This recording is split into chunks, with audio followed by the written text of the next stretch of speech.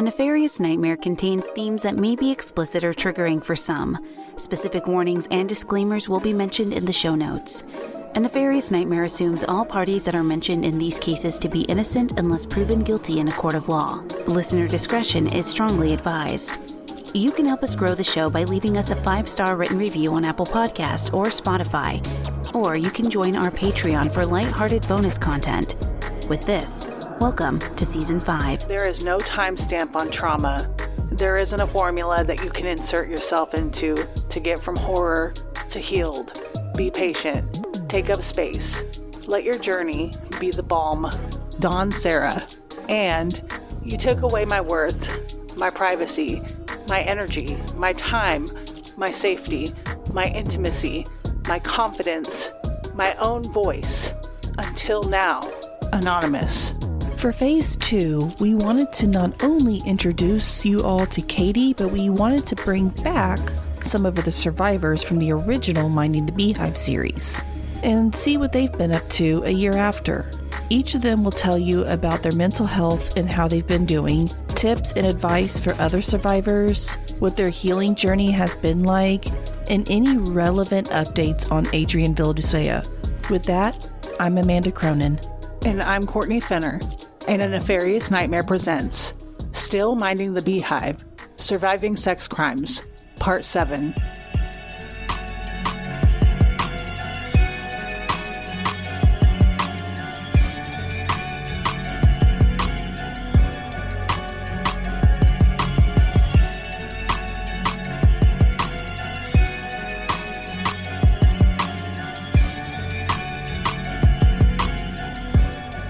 Real quick reminder that in just 3 weeks, we will be attending the True Crime and Paranormal Podcast Festival from Friday, August 25th to Sunday, August 27th.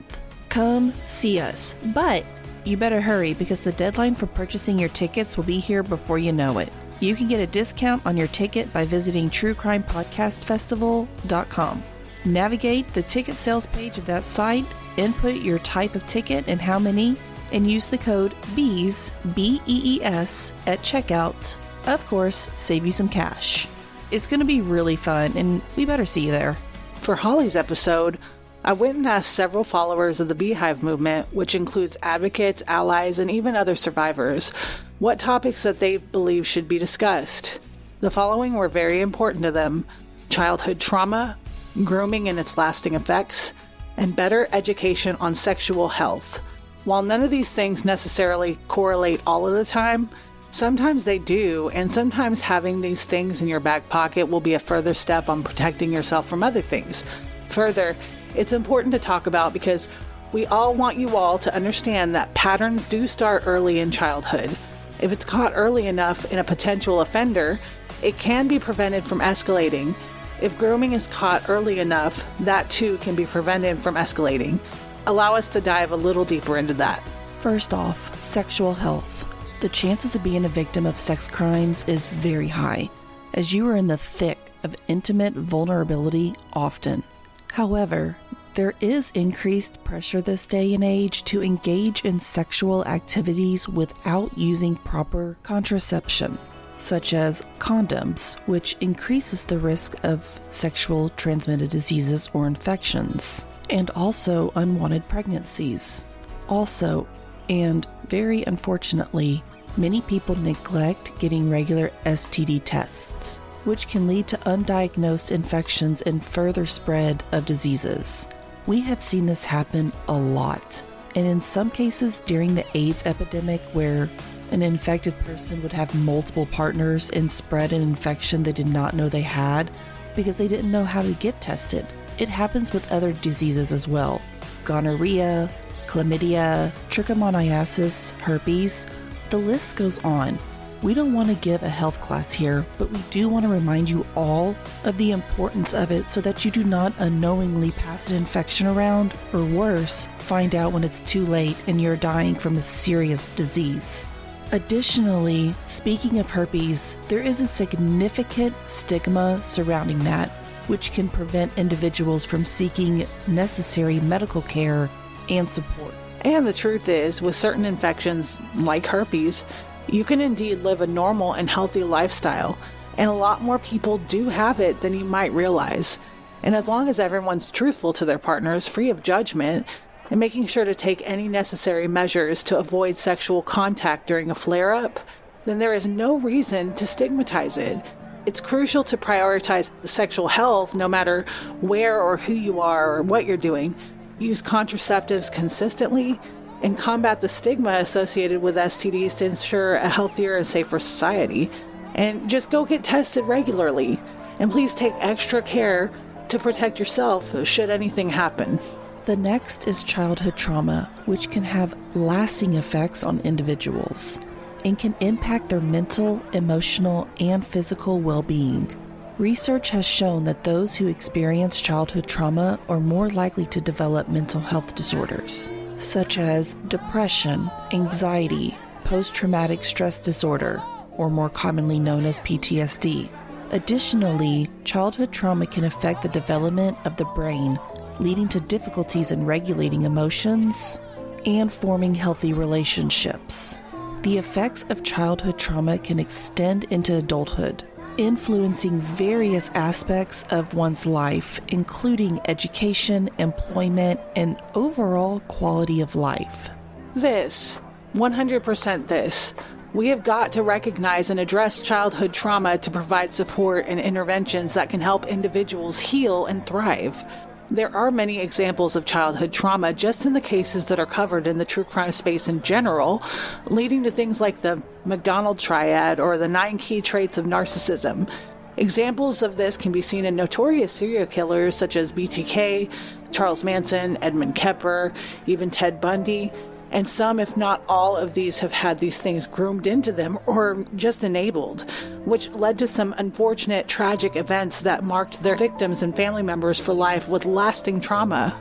On the other side of that, childhood trauma can have a profound impact on individuals, even those who are inherently good-natured. The experiences and events that occur during a person's formative years can shape their beliefs, behaviors, and overall outlook on life. Good people who have endured childhood trauma may exhibit a range of effects, such as heightened sensitivity to certain triggers, difficulty trusting others, and struggles with self-esteem and self-worth. These individuals may also grapple with emotional challenges such as anxiety, depression, or PTSD. Despite these obstacles, it is important to recognize that good people who have experienced childhood trauma have the potential to heal and grow. This is one reason why we continue to express the importance of telling your truth and how healing it is. It also gives the satisfaction of helping to save others for potentially going through things or just knowing that you are being heard, and for your bravery. And finally, grooming. We brought it up briefly earlier, and we've talked about it before, but let's delve into that for a minute. Grooming refers to the process of preparing oneself or someone else for a specific task or role. It involves developing skills, acquiring knowledge, and enhancing personal qualities. For example, in a professional setting, grooming may involve attending workshops and training sessions to improve job-related skills. In personal relationships, grooming can involve supporting and encouraging someone to reach their full potential. Sounds good, right? But grooming, in this sense, has negative connotations. Grooming is the act of building a relationship with a child or young person to manipulate and abuse them. Groomed individuals can be sexually abused, exploited, or trafficked. Groomers can be anyone, regardless of age, gender, or race. The grooming process can occur over a short or long period of time, ranging from weeks to years. Groomers may also establish relationships with the victim's family or friends to gain trust and authority. This often occurs online through social media, sometimes through video game streamers, or from a trusted adult working or volunteering at a child-serving organization. If you have followed the whole Colleen Ballinger or Miranda Sings debacle over the past month or so, you'd see that she very likely groomed her young fans. That's just one example. Another is when someone who is online posing as a child or someone in a place of worship, just examples, mind you, that builds trust and with the child and their parents in some cases. The more leeway given to the individual, the more of a bond is formed, and then it escalates into something more sinister, where a child is manipulated, whether digitally or in person, into performing sexual acts on that said groomer. We do realize that this isn't easy to hear, and it's not easy for us to talk about, but it is one important reason we are highlighting it with you all. Many victims of sextortion were groomed. Many parents of assaulted children really trusted and, quote-unquote, never would have thought he or she could ever do that to their child. Unfortunately, it does happen, and often, and it's often underreported due to the child or family feeling shame for various reasons. The truth is, you should never feel like you live in a bubble, but you should always be cautious of everyone you meet because anyone can be a groomer or perpetrator. There are various measures you can take to prevent it from happening to you, such as background checks, monitoring the child's online activities, being present at sleepovers, or meeting in very public places where there are 2 adults to every 10 kids. And finally, if you see something, say something. The following is the interview with someone you all will remember, Holly, from the original Minding the Beehive series. She is here today to discuss what she has been up to and updates on their perpetrator. Without further ado, here's Holly. My name is Holly Murphy. Yeah, my episode was the first one. At that point in time, I was the latest known victim of Adrian Vildusea. I just turned 30 in May, and I'm from Baltimore, Maryland. I am free-spirited and loving and energetic, funny. I'm a single mom, and I'm in college. Trying to pursue a degree so I can become a victim's rights advocate. In my free time, I like seeing live music, getting outside, hiking, being in nature is really what makes me feel alive and what helps to ground me when my life gets a little crazy. Yeah, that's pretty much it as far as like my hobbies for right now. What I hate, rapists, people who sexually assault others, and just any injustice that we see even now with the criminal justice system, because I've seen a lot of it just since this whole process has begun, not just in my case, but in others. And I feel like we're told all of our lives how bad the system is, but it never gets any better. So that's like really frustrating. In the briefest summary, I met him online through Facebook, and very quickly he started love bombing me, and I kind of felt forced to not only start a relationship with him, but commit to having some sort of visit with him. And I flew him out to my home in Baltimore, Maryland in January of 2022. And within 48 hours of him being here, he got blackout drunk and assaulted me.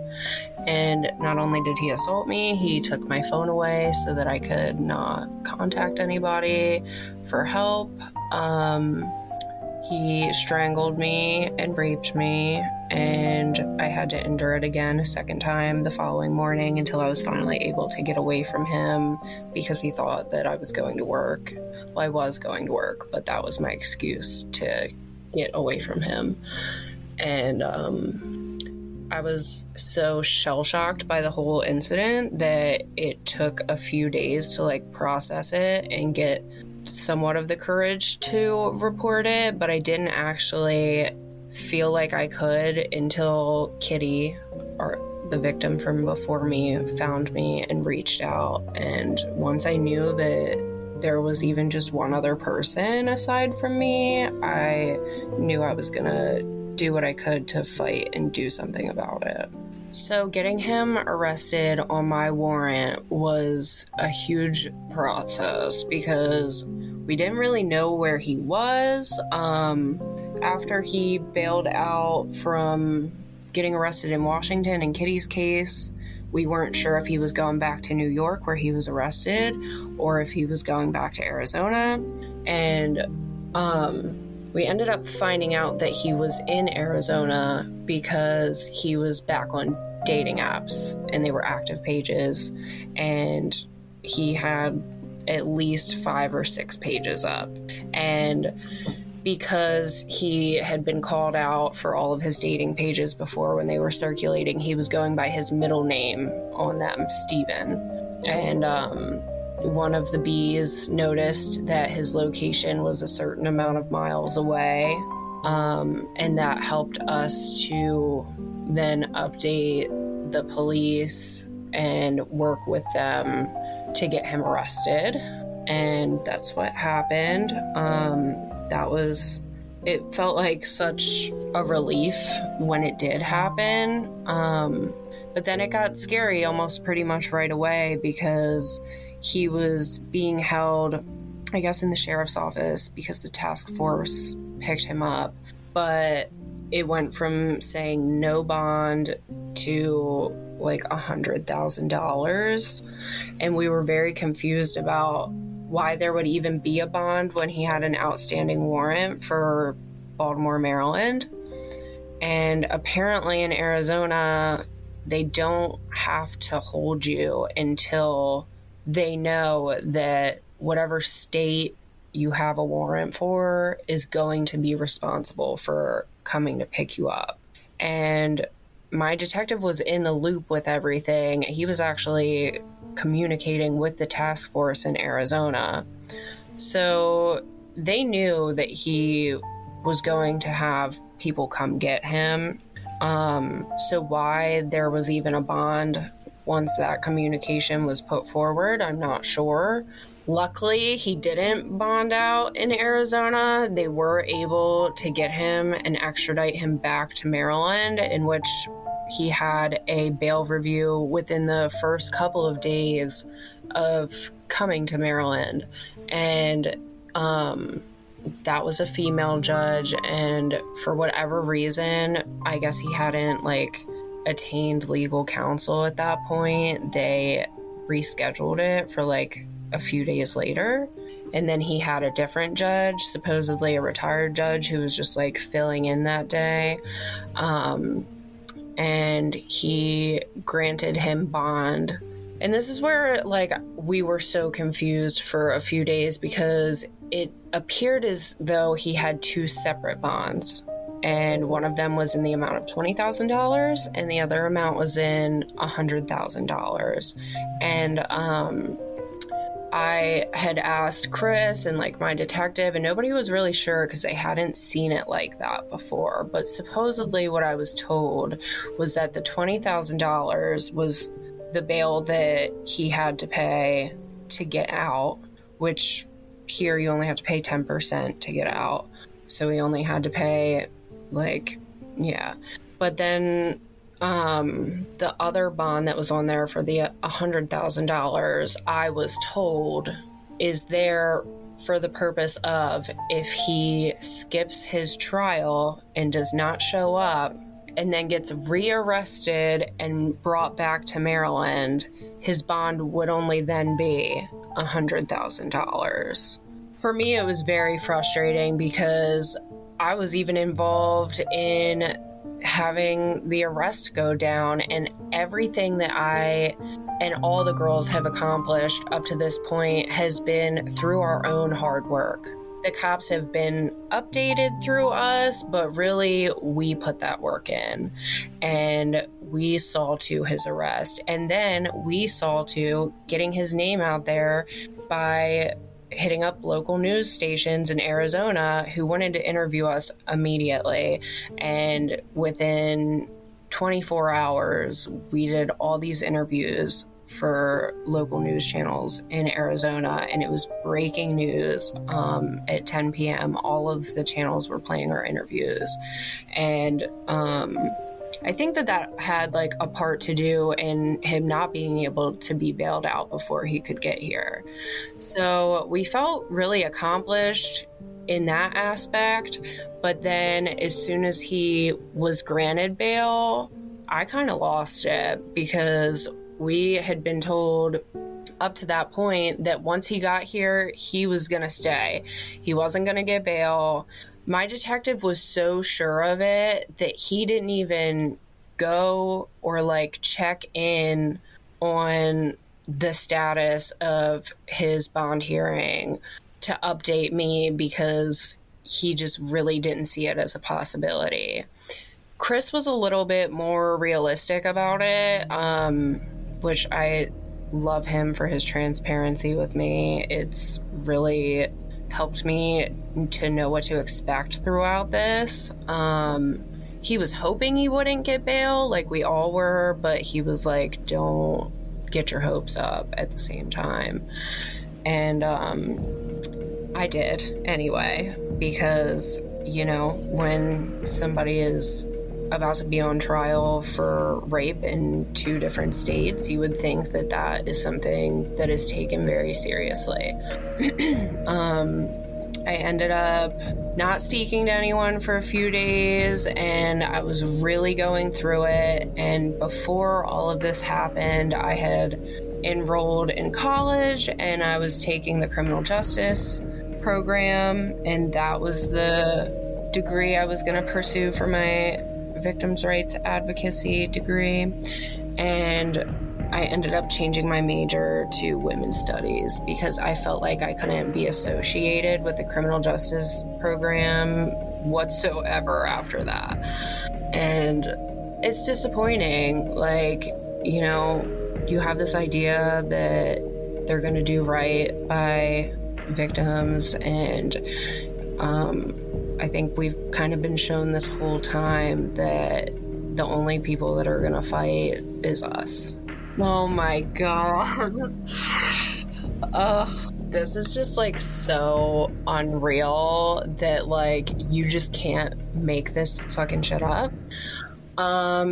Essentially, Adrian's mom created a catfish Facebook profile. And when she created this profile, this was in the very beginning when we were raising our awareness. We only had probably 10 to 15 victims at this point.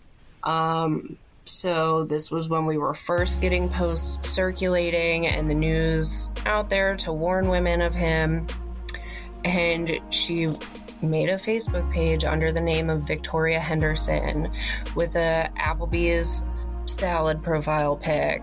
And she started commenting on one of Parthena Grace's posts.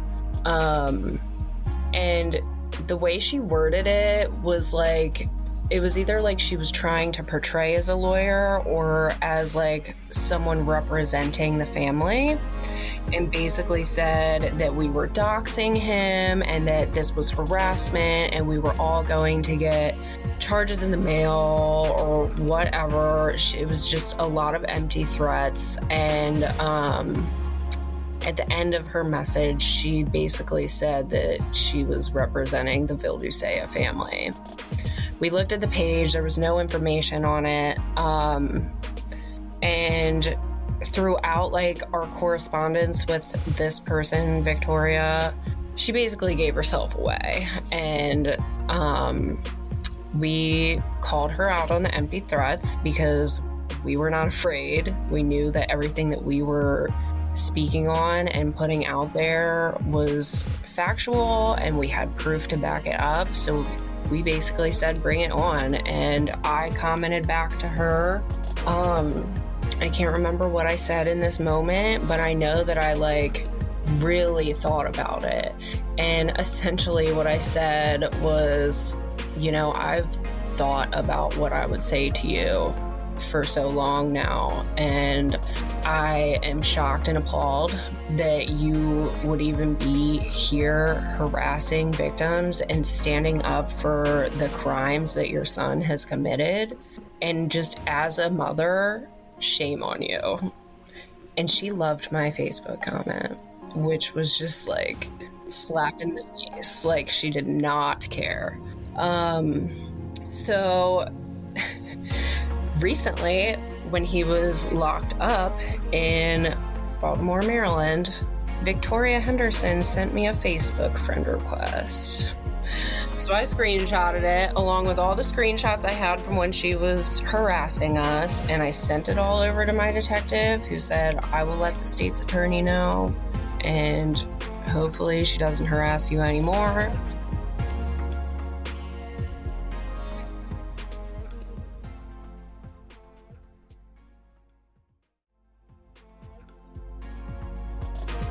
I decided to just block the page because I didn't want to wait and see if she would try to harass me any further.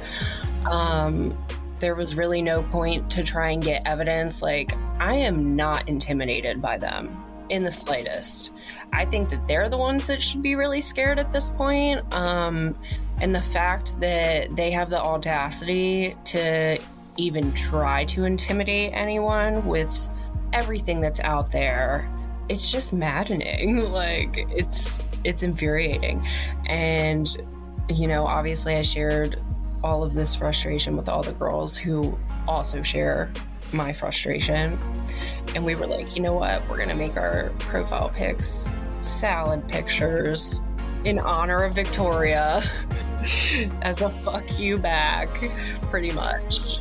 Obviously, they did not have legal representation at that point in time because I think they realized that it was a terrible idea because the person whose page they were commenting on, Parthena Grace, works for a law firm, and she was like, actually, no one would ever tell you to do that.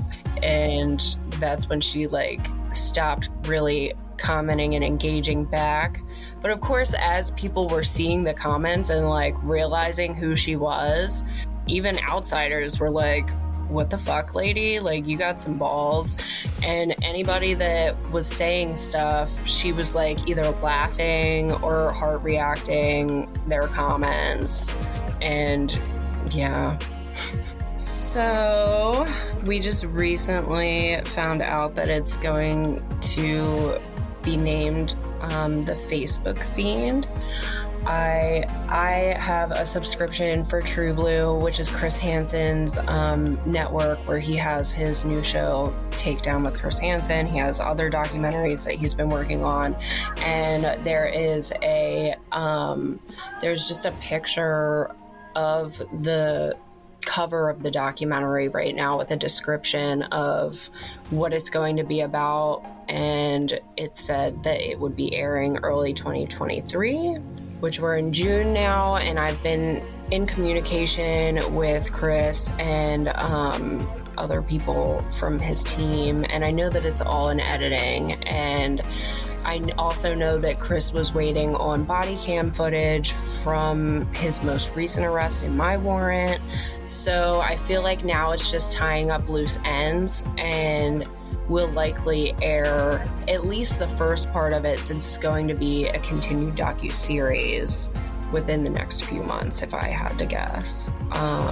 I know, it's so exciting. And I'm sure the first part of it will be all of our interviews, and it'll be us meeting. But then I'm sure he's going to be following both trials and continuing the series, probably likely until all of that is done. But yeah, we filmed back in April, so it's been a really long time coming, and we've all been very excited about it because we had to keep it very hush-hush for the majority of this process. So once he kind of gave the go-ahead to put it out there, it was exciting. We know that this is going to raise so much awareness, not just about Adrian, but about other online predators who use these same tactics to lure in victims. And there's so many of them out there, which is sick. But I think that people need to be educated on the ways that you can fall prey to this. I think just in our group within the Bees, every single one of us who has went and done a report has had a completely different experience with the police. And there's some that just really pissed me off the way things were handled. Haley's specifically. That detective, whoever she corresponded with, worst detective I've ever heard of my life. And you want to know one of the reasons why she didn't pursue Haley's report is because she filmed a podcast episode. And supposedly that was going to make her job a lot harder.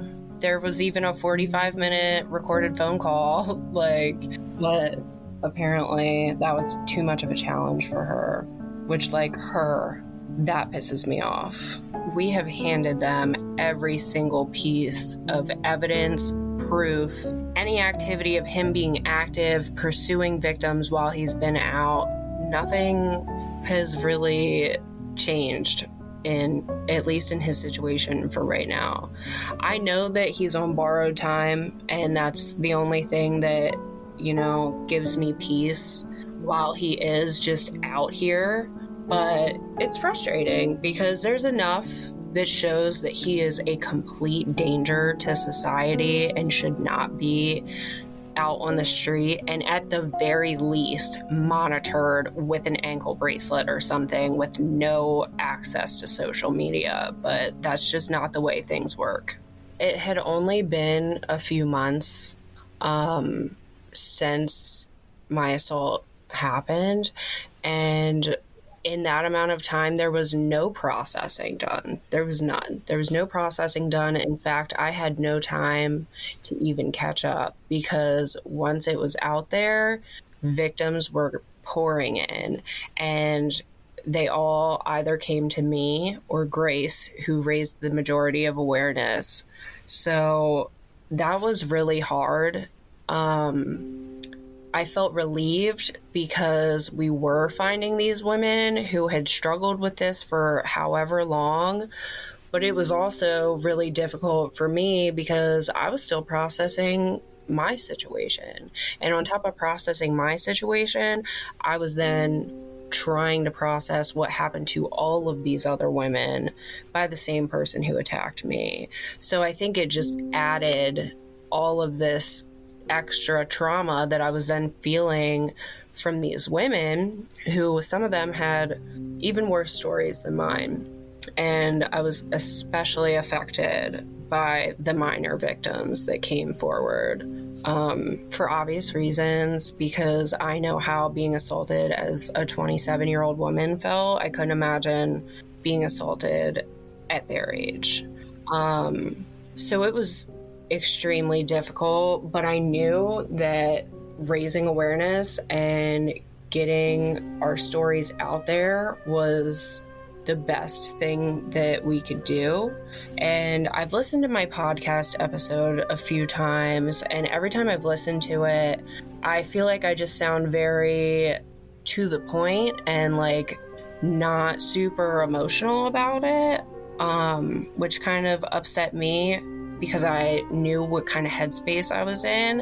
And I knew that when you're in a situation like mine, you kind of feel like you're under a microscope a little bit, because you don't want to be too emotional and look crazy or over exaggerating, because people are going to pick apart whatever you do when you're in court, right? So that was a big thing. I wanted to just get the facts out there, but in doing that, I didn't really convey anything that I was actually going through underneath all of it all, which was a lot. And in the amount of time since April to now, I endured a lot. I was completely disassociated from my assault and what happened to me, and I blocked out any emotion to the point where I didn't cry for a whole year. Nothing could get me to that point until I went through a really bad breakup, and I ended up losing my cat, which was my support system and my best friend in the whole world. And that's when the entire year of everything hit me like a freight train. And I was in the deepest amount of pain that I had ever been in my entire life, because I had all of these things that my brain was trying to catch up with, because I never really got the chance. And that's when I knew that if I didn't jump in head first into a healing journey for myself, that I was never going to make it through this process. And luckily, throughout this entire process, I've connected with some really amazing, strong women who I admire so much. I ended up connecting with an advocate. She's not specifically my advocate. She's just somebody who I found along the way. And I had an advocate quit on me early on before we had even gotten charges for Adrian. And I didn't intend on looking for another one until I knew that there was going to be a point to do that. And when I connected with this specific advocate, she was like, well, give me your detective's information. I will just check in. I will let him know that this is what I do, and I am asking for information on the status of your case. And so I did that, and she was able to reach him pretty quickly. And that was when I finally felt a little bit of relief, because after that conversation, she was like, I believe he's close to getting charges. Whatever information he has, he can't give me too much, but he did allude to the fact that you're going to be happy with what he has come up with, which only could have been him getting charges.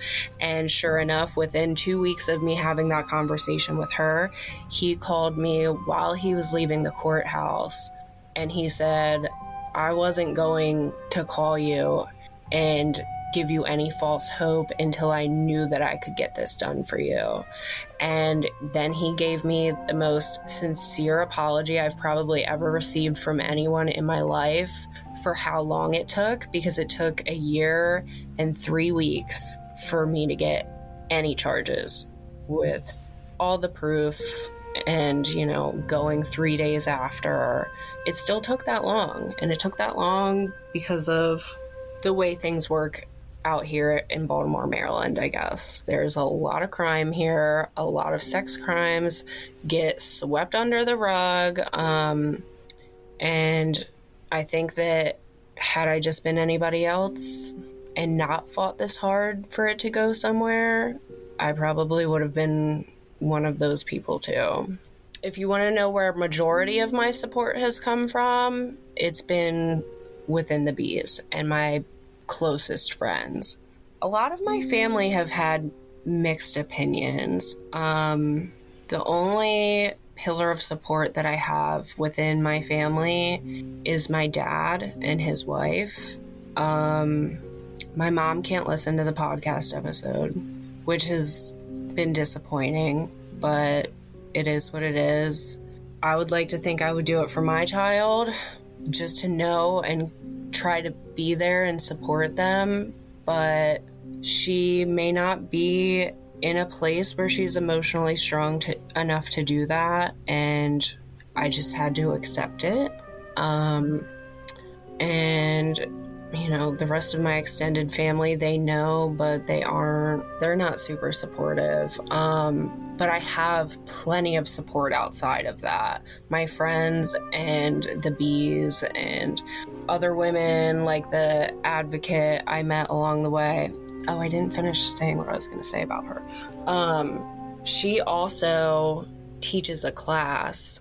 She's written a book. It's called Blackout Girl, because she used to get blacked out and get assaulted, and it happened to her so many times to where, she completely lost herself and had to start her entire life over and really fight to get through all the trauma that she had endured throughout all of that. And I signed up for a 10-week class. It's called Awakening, and it's coping skills for surviving sexual assault. A lot of times, in most cases, victims of sexual assault cope with substances and drugs and alcohol. And so it kind of goes over coping skills that are healthy without blocking anything out. And it's really brought a lot of stuff to the surface, not even just in this specific assault, because I don't know if I mentioned before, Adrian was not my first rape. I was raped at 18. I was sexually assaulted at age 9. I had been assaulted throughout my entire life, and I had just completely blocked everything out. So having all of these things come to the surface and realizing that in facing this trauma, it was bringing up other traumas in my life. It's been difficult, but it's also been the most freeing feeling that I think I could ever have. And every time I have a class with her, I feel so seen, so heard, and understood. And I understand my own trauma so much more. It's wild because we really don't understand what trauma does to our bodies and our brain, and how it affects us every single day until we are trauma informed, which most people are not. And I was one of them. So they rip the Band-Aid off, but they also give you the tools and remind you of your own strength. And we do like activities every week that bring up some pretty deep stuff that we've been struggling with. But then we do like a mindful meditation afterwards, and we kind of release everything that we just got out. Or sometimes we'll burn it, sometimes we'll crumple it up, and it really feels like you can just let it go afterwards and not have that weighing on your conscience.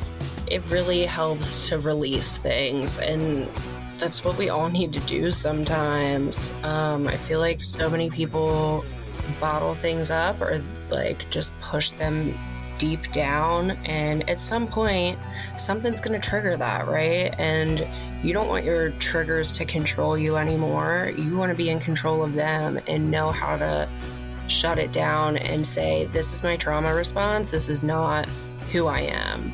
And knowing the difference in that has completely changed my life. I'd say, aside from educating yourself on, the things that we talked about in the first episode, which if nobody has gone back and listened to that, I strongly encourage it, because between us, the bees, and you and Amanda, I think we highlighted it all so perfectly and really shined a spotlight on how these people get away with what they're doing. That's going to save a lot of women. But aside from that, I see so much negativity out there still about, well, he has so many victims, how is he not behind bars yet? If I had $1 for every time somebody said that, I'd be doing a lot better than I'm doing right now. But they don't realize that it's not because we haven't fought for it. It's because nobody takes this shit seriously. Like, I understand there is a judicial process, but like, at what point are we gonna say this needs to be completely re-looked at?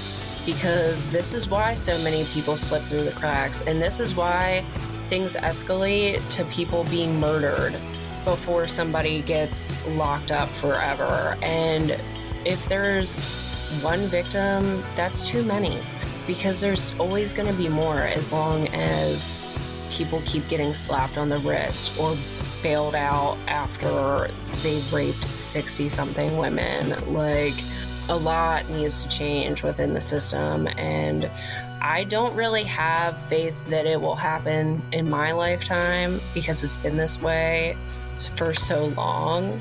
But I think that that's something that people really need to be educated on, because most people don't realize it. Like, I was one of those people. I didn't realize that it would take all of this time, or even a year to get my own charges, and possibly another year, maybe 2, before it's all said and done throughout the court process.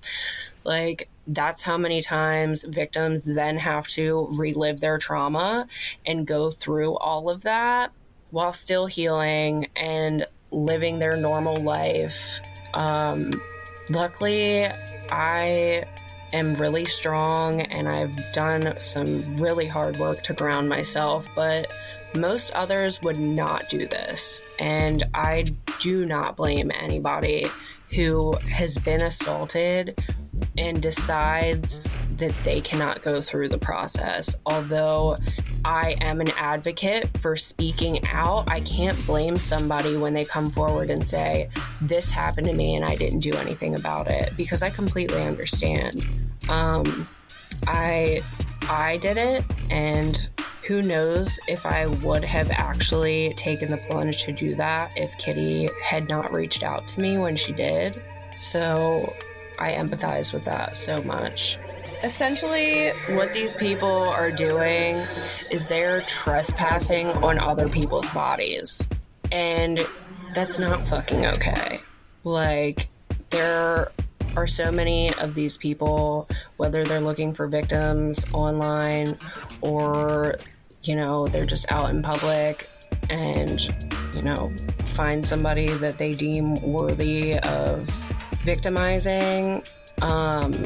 It happens every day. Like, the statistics for sexual assault and rape, I even wrote a paper on, and my professor like commended me on the article and basically said that he had never seen as much passion that I'd had for, you know, somebody looking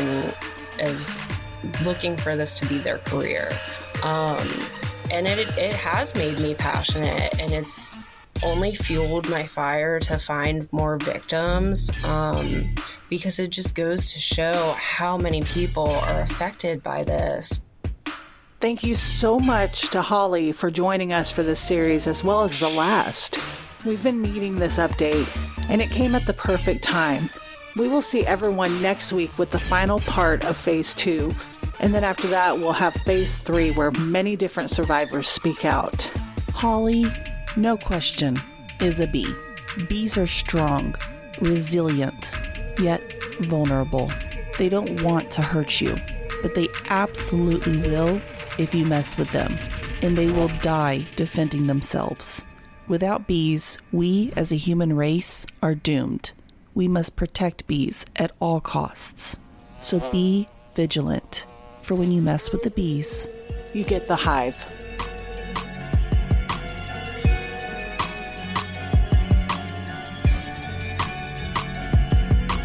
Thank you for listening to A Nefarious Nightmare. Music used in the theme was originally by Ghost Stories Incorporated, remixed by Ryan RCX Murphy. Additional background music is provided by Epidemic Sound. A Nefarious Nightmare is scripted, researched, and produced by Courtney Fenner and Amanda Cronin. I'm Lainey Hobbs, and as always, be vigilant, for when you mess with the bees, you get the hive.